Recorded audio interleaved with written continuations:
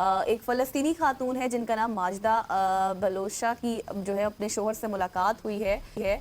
और ये मुलाकात मैं आपको बताऊं हसनैन 10 साल और 6 माह के बाद हुई है। बहुत बड़ा टाइम। एग्जैक्टली और वो मतलब ब्राइड और ग्रूम थे जिनका इतना ज़्यादा ये फासला बीच में आ गया। शादी भी होनी थी लेकिन फिर जिस तरह से मामलात आपको पता है गज़ा में चल पड़े, नहीं हो सकी। उनकी रिहाई के लिए एक कैदी तबादले के मुआहदे का हिस्सा थी। आपको पता है जो अभी केस फायर हुआ है, जी। जिसमें तमाम होस्टेज की जो डीलिंग हो रही है, एक्सचेंज हो रहा है, उसमें ये जो ग्रूम है उन्होंने अपनी जो ब्राइड है उससे वो मिले हैं 10 साल 6 माह के बाद। और ये जज्बाती मुलाकात फ़लस्तीनियों की मुश्किलात उनकी कुर्बानियों के बावजूद जो है कुर्बानियों के बाद ये वजूद में आई है।